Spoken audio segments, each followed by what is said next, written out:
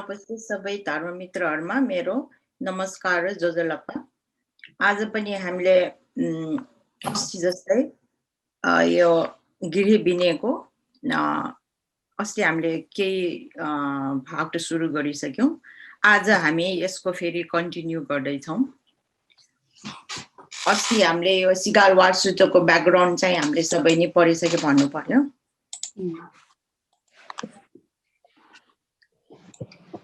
म यो screen share गर्दैछु। हामीले आज तपाईहरुको यो जुन पढेको यो 4 कक्षाको टेक्स्ट बुकबाट 302 पेजदेखि आज हामी पढ्दैछौँ। अनि सबै यहाँ उपस्थित सबै धर्ममित्रहरूले मलाई पढ्नमा साथ गर्नुहुन्छ भनेर आशा गर्दछु। सधैँ चाहिँ हामी कृष्ण प्रसाद दाइ र मैले यो होस्ट र को होस्ट गरेर आजको हाम्रो कक्षा सुरु गरौँ। म एकछिन अब यो 302 को चाहिँ पढ्छौँ। अस्ति हामीले पढेपछि हामीले यी 5-6 वटा प्रश्नको उत्तर दिन सक्यौं भन्नु पर्यो हामीले अस्तिको लेसनबाट। सिगाल वार सूत्र भनेको के हो अनि यसको विषयमा जानकारी यो 6 वटा प्रश्नको चाहिँ हामीले जवाफ दिन सक्नु पर्यो अस्तिकोबाट। सायद हामीले अब यो जवाफ दिन सकिसक्यो होला। आज हामीले सिगाल वाल सूत्र अर्थात् सिगाललाई दिएको उपदेशबाट सुरु गर्छौं। अस्ति पनि अलिकति सुरु गरे हो। अब यसमा चाहिँ अब हाम्रो सम्यक सम्बुद्धले सिगाल पुत्रलाई भेटिसकेपछि उहाँले कुन शिक्षा दिनुहुन्छ त उहाँलाई यो यो यो सूत्रमा कस्तो किसिमले उपदेश दिइराख्नु भएको छ भनेर आज हामीले अध्ययन गर्न जाऊँ। अब यो पढौँ। एक पटक तथागत सम्यक सम्बुद्ध राजगेह नगरमा कलण्डकनिवाप नामक प्रदेशमा बाँसबारीमा बसिरहनु भएको थियो। त्यसबेला गिरहपति पुत्र सिगाल प्रतिदिन नदीमा गई स्नान गरी भिजे झैं केश र भिजे झैं वस्त्र सहितले हात जोडेर नाना दिशा नमस्कार गर्ने गरिएको थियो। नाना दिशा भनेको पूर्व दिशा, दक्षिण दिशा, पश्चिम दिशा, उत्तर दिशा, माथिको दिशा र तलको दिशा। एक दिन भगवान बुद्ध चिवर र पिण्ड पात्र धारण गरी भिक्षाटनको निम्ति राजगृह नगरमा जानुभएको थियो। त्यहाँ नदीको किनारामा भिजेको केश र भिजेकै वस्त्रले हात जोडी नाना दिशा नमस्कार गरेको गृहपति पुत्र एकजनालाई देख्नुभयो। हुन त भगवानले उसलाई रातको चतुर्थ प्रहरमा अर्थात् बिहानको प्रहरमा नै ध्यानले देख्नु भएको थियो। प्रत्येक रातको चतुर्थ प्रहरमा महाकरुणा समापत्ति नामक ध्यानमा बसेर आज कसको उद्धार गरौँ भनी ध्यान दृष्टिले हेर्ने नियत तथागतको यो त नित्यचर्या नै थियो। भगवान बुद्धले पनि त्यही ध्यानमा बस्नु भएर आज कसको उद्धार गरौँ भनी हेर्नु भएको बेला सिंगाल पुत्रलाई देख्नुभयो। अनि यसलाई गृहस्थीहरूले गर्नुपर्ने विनय विधिको उपदेश गरी स्वर्गपरायण गरी उद्धार गर्नेछु भन्ने विचार गरी गर्नुभयो। त्यसै कारण भगवान बिहारबाट भिक्षाटनको निम्ति सिंगाल पुत्र भएको स्थानमा राजगृह नगरतिर जानुभयो। भगवानले त्यस सिंगाल पुत्रको अघिल्तिर गई यस्तो आज्ञा गर्नुभयो, हे गृहपति पुत्र, तिमी किन यसरी बिहान सबेरै यस ठाउँमा आई नाना दिशा नमस्कार गरिरहेको? सिंगाल पुत्रले भन्थे, मेरो बाबाको अन्तिम वचन पालन गरिरहेको हुँ। उहाँले मरण अवस्थामा मलाई प्रतिदिन दिशा नमस्कार गर्न नछोडौँ भनेर जानुभएको थियो। त्यही वचन शिरोधार्य गरी बिहान सबेरै गंगामा स्नान गरी नाना दिशा नमस्कार गरेको हुँ। अनि भगवानले भन्नुभयो, गृहपति पुत्र, आर्य विनयमा बुद्ध शासनमा उत्तम विनय 6 वटा दिशा नमस्कार गर्ने विधि त्यसरी होइन।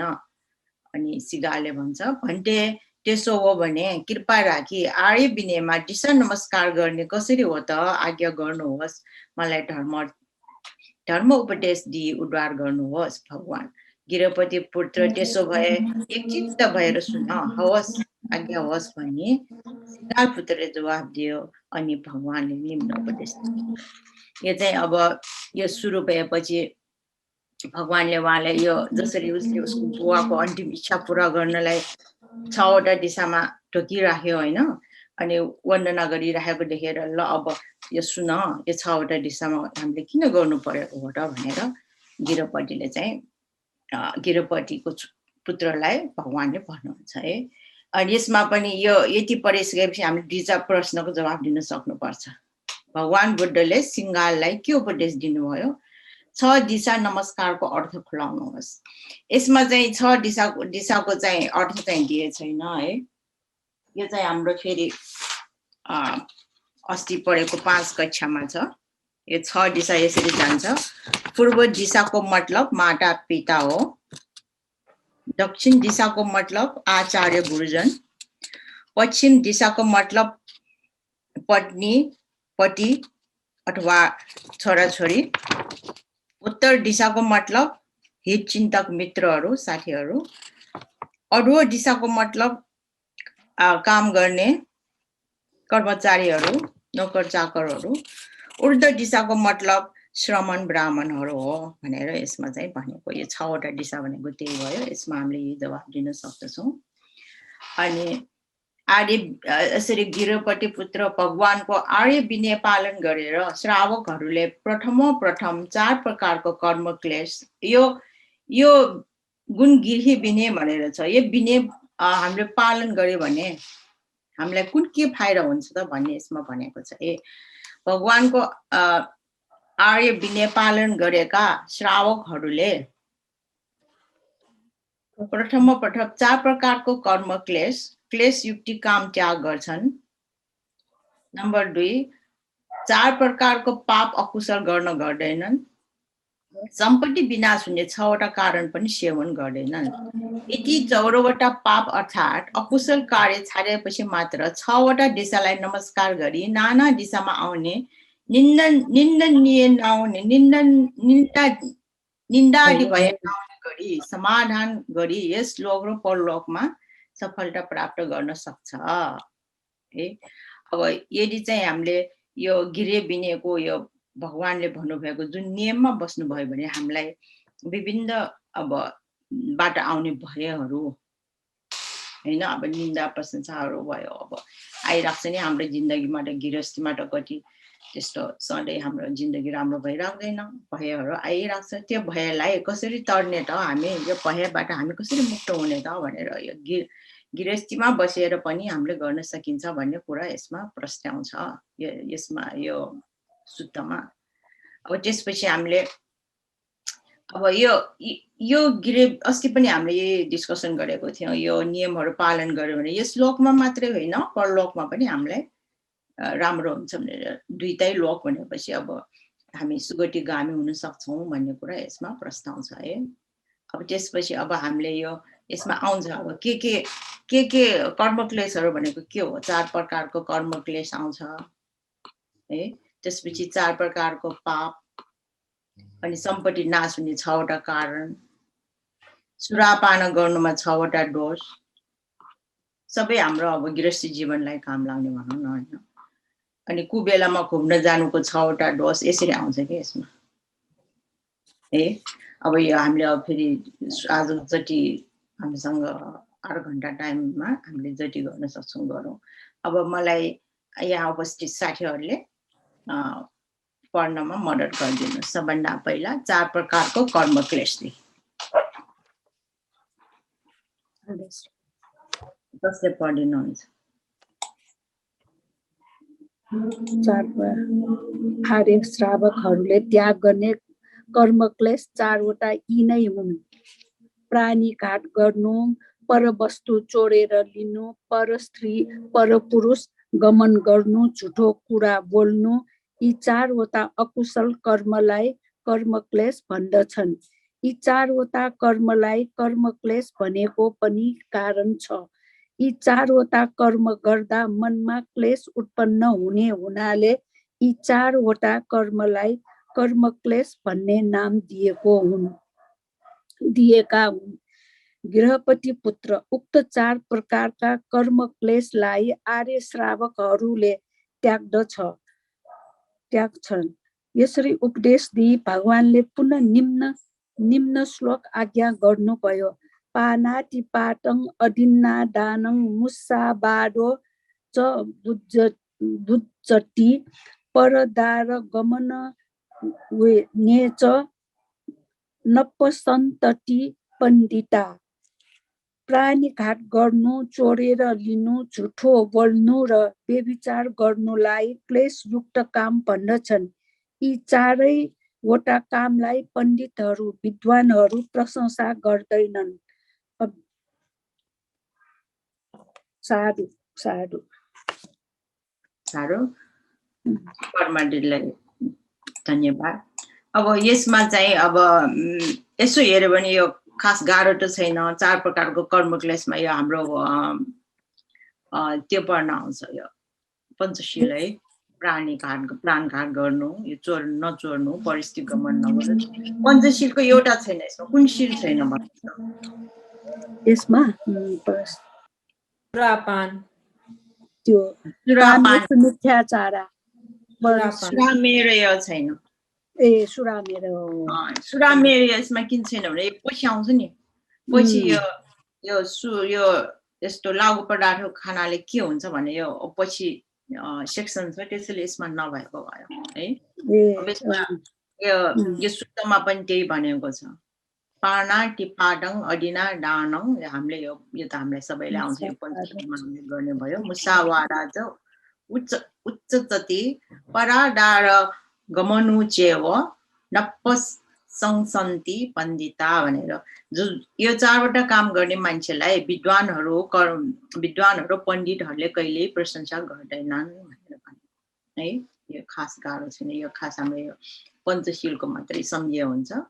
यसमा अभ्यास प्रश्न आउँछ, क्लेश केलाई भनिन्छ? आदेशहरूको त्याग गर्नुपर्ने कर्म क्लेशहरू के हुन्?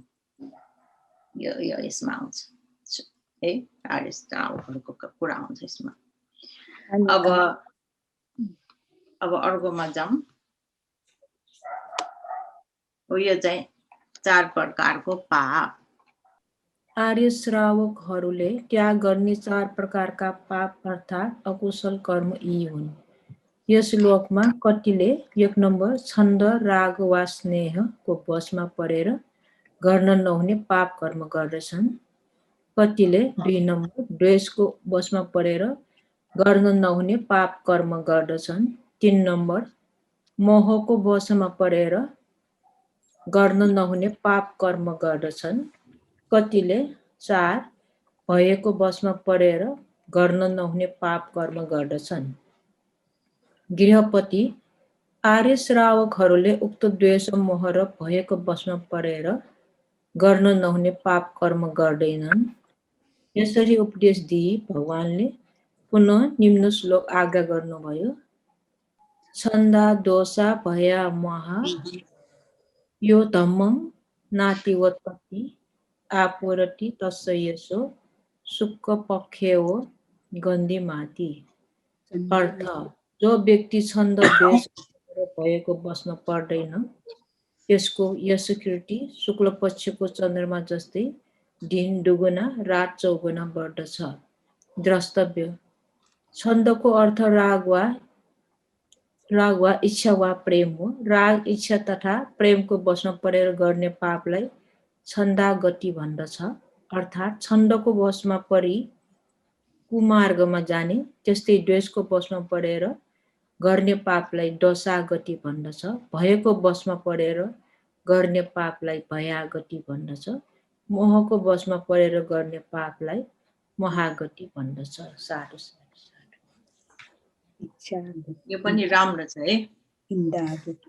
यसमा अब यसमा प्रश्न चाहिँ हामीले जवाफ दिन सक्नु पनि 2टा प्रश्नहरू। पाप केलाई भनिन्छ? यो प्याराग्राफ पढेपछि आर्य श्रावकहरूले त्याग्नु पर्ने पापहरू के हुन्? अनि यसमा हामीले 4 प्रकारको पापलाई हामीले जुन यस लोकमा गर्ने भयो है। यस लोक भनेपछि मनुष्य लोकमा हामीले कुन पाप गरिन्छ त? त्यो पाप गर्ने हामीसँग क्षमता छ, हामीले गरि पनि राखेका छौँ, थाहा नपाएर होइन। अज्ञात अवस्थामा पनि गर्न सक्छ, ज्ञात अवस्थामा पनि हुन सक्छ यो। तर यी पापहरूबाट हामी यो त आर्य श्रावकहरूलाई भनिरह भयो तर हामीलाई पनि लागु नै हुन्छ यो छन्द राग र स्नेह बसमा परेर गर्न नहुने पाप कर्म गर्दछन् भने कसैले द्वेष राग द्वेष मोहमा लागेर हैन गरेर हामीले नहुने पाप कर्म गर्छन् मोहको बसमा परेर भएको बसमा परेर हामीले पाप कर्म भयो भनेको अब हामीलाई अब डर लागेर हामीले अब यो मान्छेसँग त मलाई भएछ भनेर थाहा भए पनि नभए पनि आफूले मनमा चाहिँ मलाई भए आयो भनेर हामीले त्यसमा पनि हामीले पाप गरिरहेको हुन्छ है त्यसरी अन्जानीमा हामीले यसरी पापहरू गरिरहेको हुन्छ अनि यो श्लोकबाट पनि यही भनेछ अनि श्लोकको अर्थमा पनि राग इच्छा तथा प्रेमको बसमा परेर हामीले पापलाई त्यस्तो पापलाई के भन्दछ त छन्दागति पाप भनेर भन्छ है त्यस्तै दुईटा अर्को के छ अर्को पाप दोषागति भनेर भन्नु पर्छ यो द्वेष पापले गरेर गर्ने चित्तमा हाम्रो द्वेष चित्त उत्पन्न गरेर गर्नलाई दोषागति भनेर भन्छ दुईटा किसिमको पापलाई यहाँ देखाएको छ त्यसै गरी अर्को आयो मोह है राग द्वेष मोह तीनटा देखाएको छ एउटा छन्दागति एउटा दोषागति अर्को मोहागति मोहमा परेर गर्ने पाप पापमा यसमा देखाएको छ हैन कसैको प्रश्न छ होला यतिसम्ममा छैन भने हामी अब अगाडि बढौँ अब अर्को साथीहरूले पढ्नु होला यहाँ दिदीहरू हुनुहुन्छ नि दिना साक्के नेना महाजन दिदी बहिनीहरू सम्पत्ति नाश हुने 6 वटा कारण सम्पत्ति नाश हुने भएकोले आर्य पुरुषहरूले सेवन नगर्ने 6 वटा कारण यी हुन् सुरापान जाड रक्सी आदि मादक पदार्थ सेवन गर्नाले सम्पत्तिको विनाश हुन थाल्दछ कुबेलामा घुम्न जानाले पनि सम्पत्तिको विनाश हुन थाल्दछ नाच सिनेमा थिएटर टिभी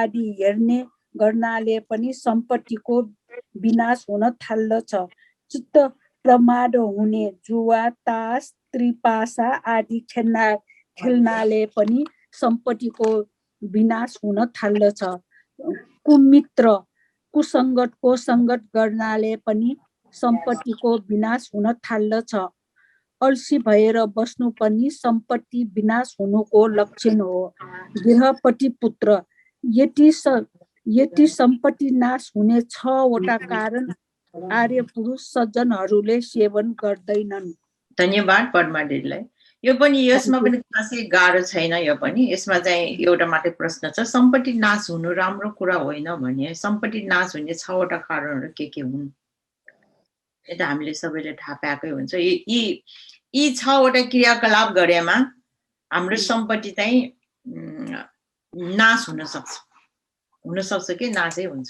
हैन यो 6 वटा अकुशल कार्य भनौँ न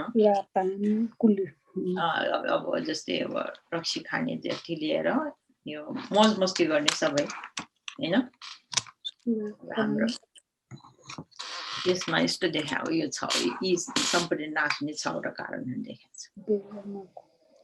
यसमा के गाह्रो छैन जस्तो लाग्छ मलाई यसमा एकछिन जुनु दिदी यसमा अलिकति भन्छु है जस्तै अब यसमा चाहिँ हामीहरूले यो जाँचमा पनि सोधिन्छ यो 6 वटाको कारण बारेमा चाहिँ यसलाई चाहिँ हामीहरूले यो पहिलो अक्षरको आधारमा चाहिँ एउटा कण्ठ गर्दाखेरि चाहिँ मैले गरेको अलिकति कुरो बताउन चाहे बिचमा जस्तै अब हामीहरूले पहिलोमा यो सुरापानबाट सु लियो हैन अनि दोस्रोमा कुबेलामा घुम्नेबाट कु लियो जस्तै अब गमा नाच हेर्नेबाट ना लियो भनेपछि ठ्याक्कै हामीहरूको अब सजिलो सुकुना भनेर हामीले यो सुकुन्डालाई सम्झेर गऱ्यो भने सजिलो जस्तो लाग्यो कि मलाई सुकुना हैन अनि यो घमा चाहिँ यो चित्त प्रमाद हुने जुवा टास भनेको छ यसमा चाहिँ जुवा एउटालाई मात्रै लियो भने बुझिन्छ सजिलो जुवा टासको अनि बुझिन्छ अनि जुवाको जु लिने यो कुमित्रको कु लिने अनि अल्छी भएर बस्नेलाई चाहिँ ओ लियो भने ठ्याक्कै यसरी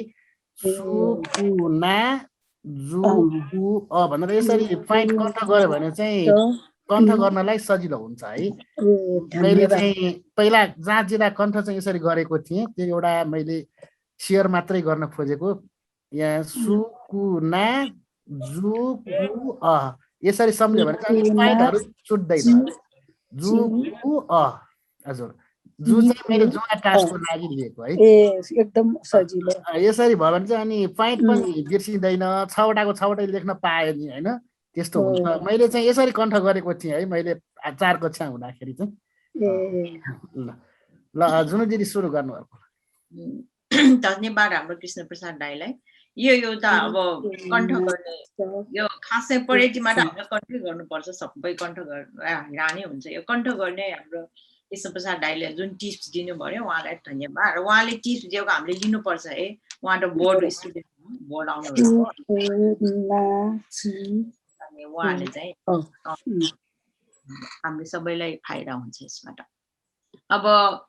अब दोष आउँछ सुरापान गर्नुमा 6 वटा दोष कसरी पढ्न चाहनुहुन्छ होला सुरापान गर्नुमा 6 वटा दोष पति सुरापान गर्नुमा 6 वटा दोष छन् यसबाट अहिलेको धन द्रव्य तथा घरखेत गहना आदि विनाश भएर जान्छ आफ्नै परिवारका आमा बाबा दाजुभाइ दिदी बहिनी नोकर चाकर छरछिमेकी तथा नाता कुटुम्ब इष्ट मित्रहरू सहित कलह अर्थात् लडाई झगडा हुन थाल्दछ आफ्नो शरीरमा रोग उत्पन्न हुन थाल्दछ शरीरको विभिन्न अंगादि दुख्न सुरु गर्दछ नाना प्रकारको दुःख पीडा भई चाँडै बुढो जस्तो देखिन थाल्दछ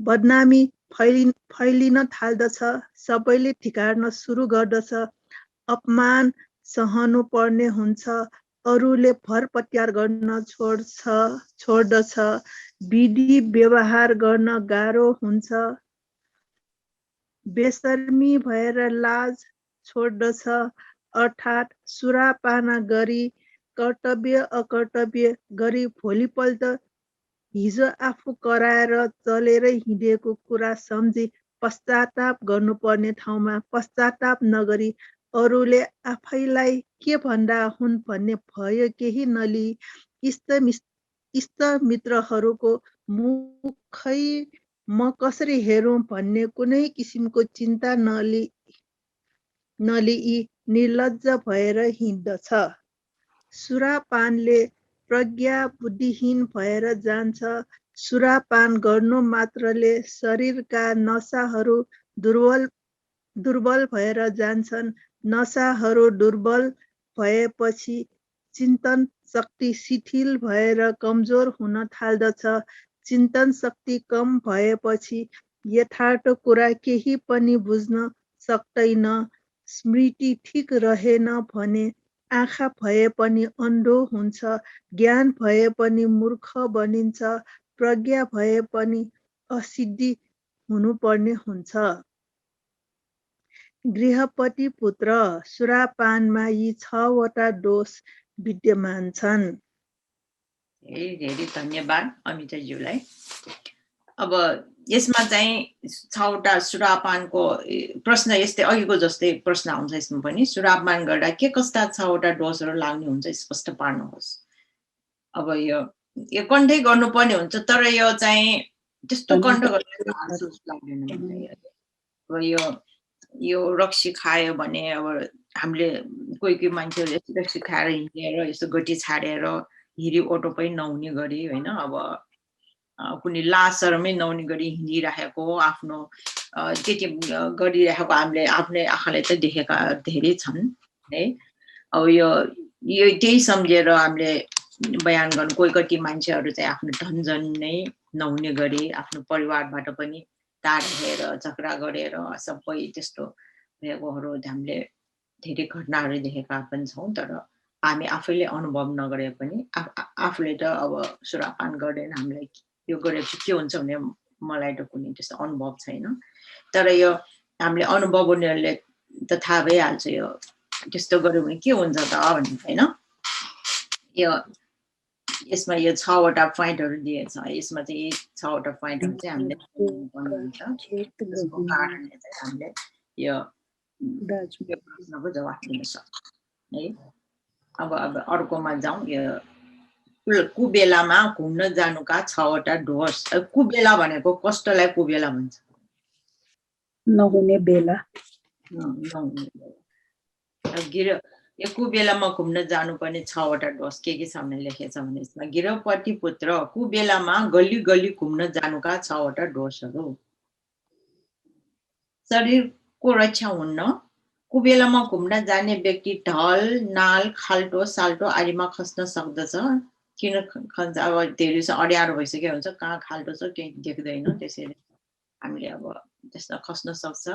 सपाटी पानीहरूद्वारा हानि पुग्दछ। सर्प आदि अब राति अब आउँछ नि होइन, त्यस्तो सर्पहरू त्यस्तोबाट पनि हानि हुन सक्छ हामीलाई। अब कुबेलामा घुम्न जाने व्यक्तिका स्त्री पुत्र आदिहरू पनि सुरक्षित रहँदैनन्। तिनीहरू जानुहुन्छ, हामी किन हुन्न भने छाडेर कुबेलामा यताउति घुम्छन्, नाचआदि हेर्न जान्छन् अथवा बेविचार आदिमा लाग्न सक्छन्। अब घरको मूलै त्यस्तो कुबेलामा हिँड्न थाल्यो भने चाहिँ ओहो यस्तो कुबेलामा त हिँड्नु हुनु रहेछ भनेर उसको छोराछोरीले पनि अनुसरण गर्ने त भइहाल्यो होइन। मेरो बुवा यस्तो जाने रहेछ, मेरो आमा नि यस्तो जाने रहेछ, हामी पनि किन नजान्छौँ हामी पनि भनेर गइहाल्छ त्यो होइन बच्चाहरूले। के भन्न खोजेको भयो 2 नम्बरको पोइन्टमा। 3 नम्बरमा धन सम्पत्तिको पनि रक्षा हुँदैन। त्यो त भन्यो नि, धन सम्पत्ति रक्षा त कहाँबाट हुन्छ होइन? किनभने अब राति अब चोर्न आउँछ, चोरहरूको आफ्नै चोर्ने त्यो भइरहेको हुन्छ। अब आफ्नो धन सम्पत्ति पनि हुनसक्छ। अर्को चाहिँ कुबेलामा घुम्ने व्यक्तिलाई परजनको शङ्खाको दृष्टिले हेर्छन्। अनि यो मान्छे कस्तो कस्तो बेलामा बाहिर हिँडिरहेको यस्तो कुबेलामा यो राम्रो मान्छे हो र यो भनेर विचार गर्छन्। अनि त्यो घरको मूल नै त्यस्तो गर्न थालेपछि त्यहाँ चाहिँ अब के हुन्छ? कसैको घरमा छोरी बुहारी हराए या धनमालको चोरी भयो भने पनि कुबेलामा घुम्न आउने त्यही व्यक्तिलाई सन्देह गर्छन्। हामीले त्यसलाई चाहिँ शङ्का गर्न थाल्छ, ओ त्यही चोर होला, यसैको काम होला भनेर होइन। किनभने त्यो त अब कुबेलामा हिँडिरहेको हुन्छ, राति 12 बजे 1 बजे हिँडिरहेको हुन्छ, राति 1-2 बजे को हिँड्छ भनेर चाहिँ पक्का पनि त्यही मान्छेले गरेको भनेर लान्छना पनि आउन सक्छ।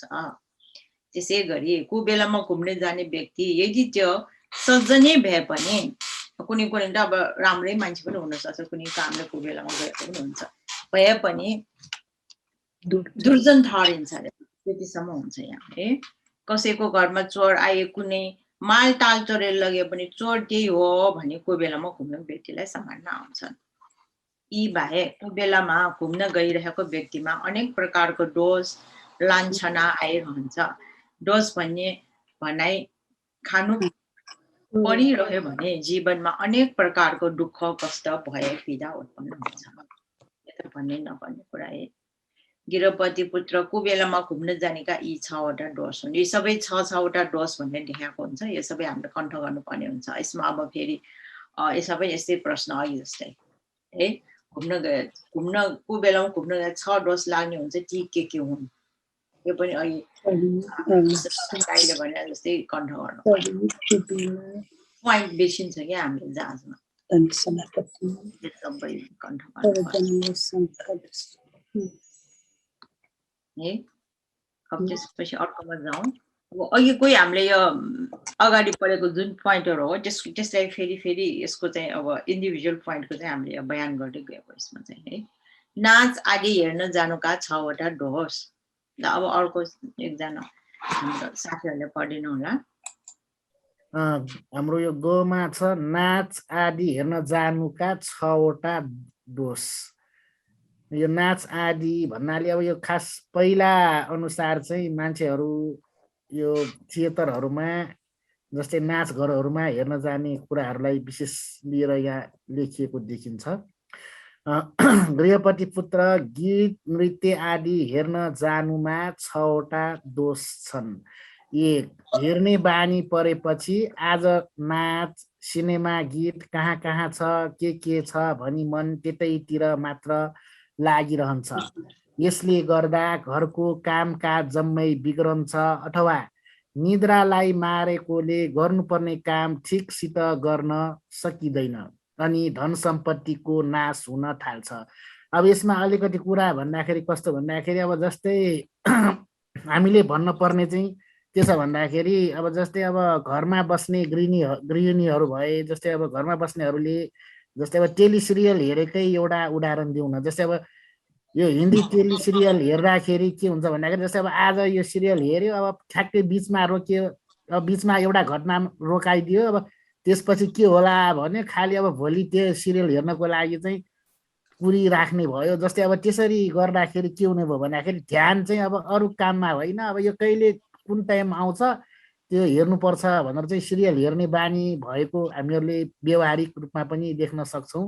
र त्यसरी हुँदाखेरि उनीहरूको ध्यान चाहिँ त्यसैतिर मात्रै भुल्दाखेरि चाहिँ अरू कामकाजहरूमा चाहिँ ध्यान जाँदैन।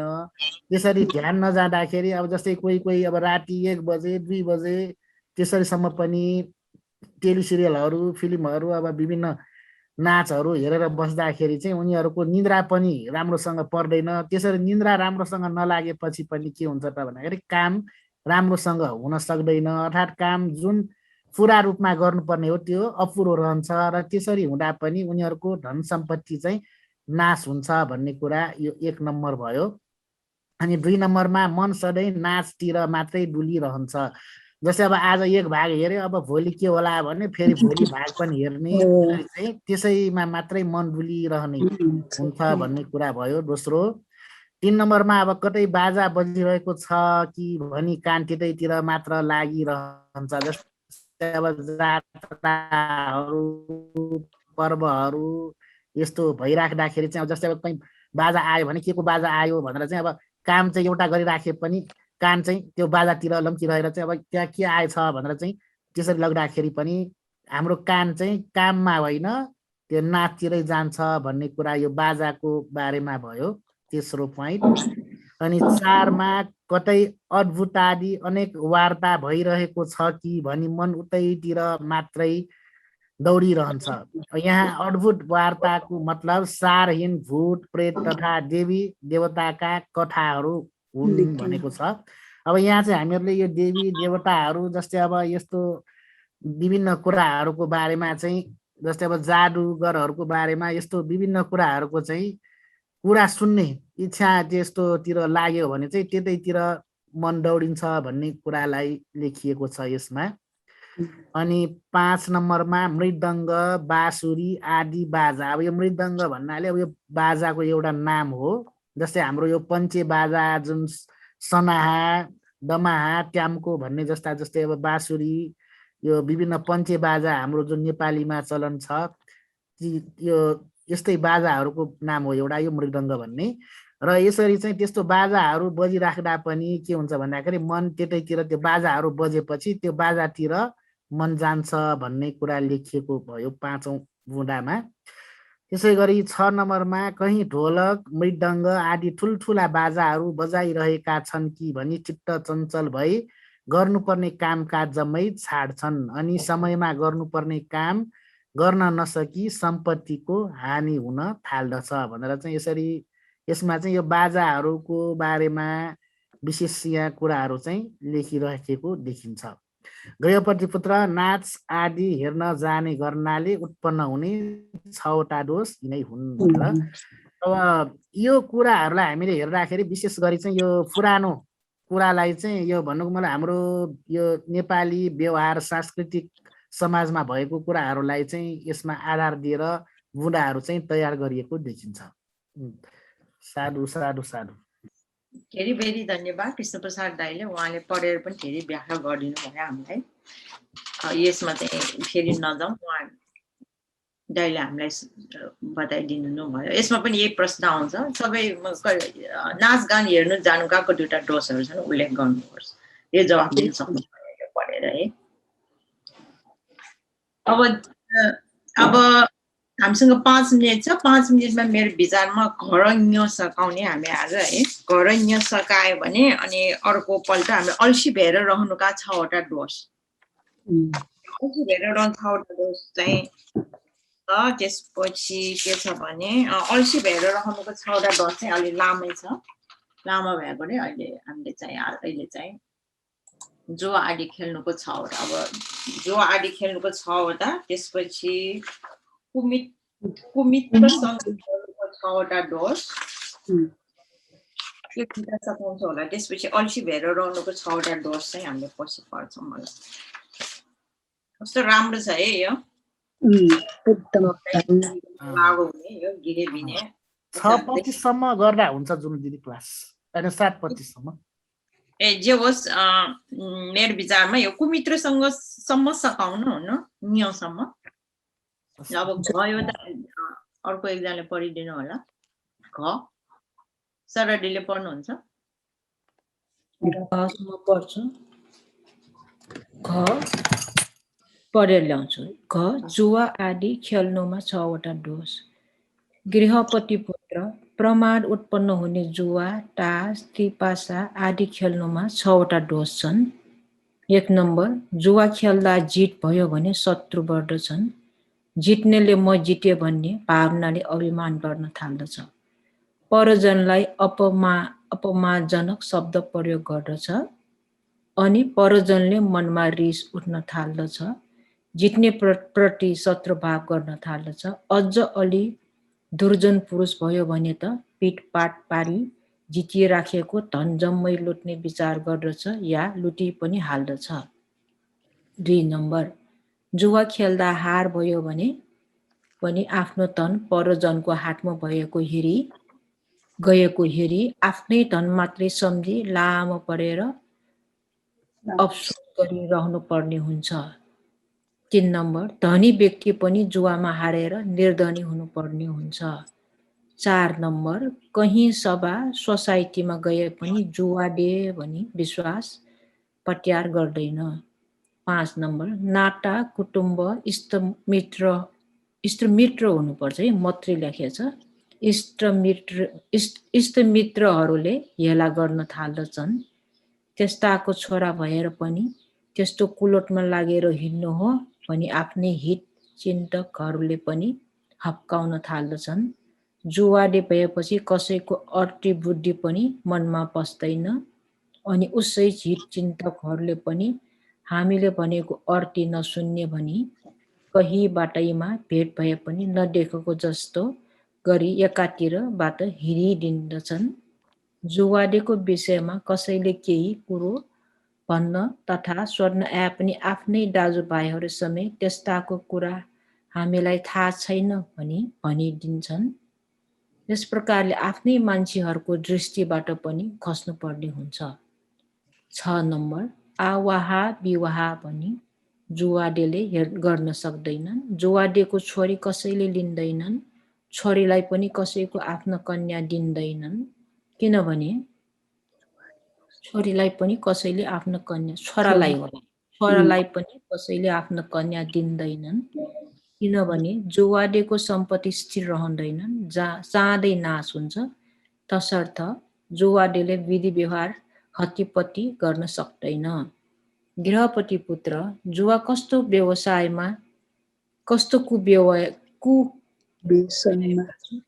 गृहपति पुत्र जुवा कस्तो कुव्यसनमा हुने 6वटा दोष यिनै हुन् यो चाहिँ जुवा टास खेल्ने बारे है यो पनि एउटा किसिमको नसा हो नि अब किशोर प्रसाद दाइले भने जस्तै पहिला जुवा टास त्रिपासा भनेर भनेछ अहिले आएर चाहिँ अब तास खेल्ने क्यासिनोमा जाने त्यस्ता आगे अहिलेको स्थिति हेऱ्यो भने यहाँ एउटा शब्द नबुझेको छ पक्नुहोस् है माथि एकचोटि जानुहोस् त जुन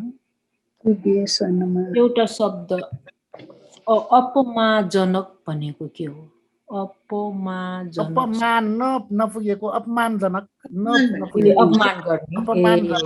अपमान हुने खालको शब्दहरू भनेको त्यहाँ नछुटेको परजनलाई अपमानजनक शब्द प्रयोग गर्दछ भनेको जस्तै अब खेलिराखेको बेलामा हार्यो भने के हुन्छ भन्दाखेरि रिस उठिरहेको हुन्छ अनि मन लागेको भनेर पठाउँछ भनेको जस्तै अब मानौ न टास खेलिरहेछ हार्यो भने अब बुढी आयो भने बुढीलाई बेस गर्न गाली गरेर पठाउँछ भने त्यस्तो अपमान त्यस्तो चाहिँ अर्थ हो यो यहाँ चाहिँ नछुटेको है अपमानजनक शब्द जस्तै हार्यो भने त रिस उठिरहेको हुन्छ त्यो बेलामा जे पनि भन्छ नि त होइन जस्तै अब जित्यो भने चाहिँ रमाएर बसिरहेको हुन्छ अनि हार्यो भने चाहिँ त्यस्तो हुन्छ भने जस्तै अब यसमा 1 नम्बरमा चाहिँ अब यो जित्यो भने शत्रु बढ्छ भन्नेको मतलब चाहिँ जितेपछि के हुन्छ भन्दाखेरि उसले ढक्कु लाउँछ, फिलाउँछ, अनि त्यसरी लाउँदाखेरि अरूहरूलाई चाहिँ रिस उठ्न थाल्छ भनेको।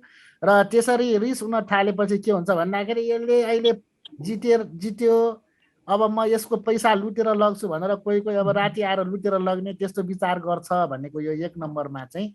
र कोहीले त लुटेर पनि लग्छ भनेको भयो 1 नम्बरमा है। त्यो अपमानजनक शब्द चाहिँ त्यो अर्थमा भनेको। बुझे। तलको एउटा पनि छ यो कुबेसन भनेको के हो? कुबेसन यो कुबेसन भनेकै यो दुर्व्यसनकै शब्द हो।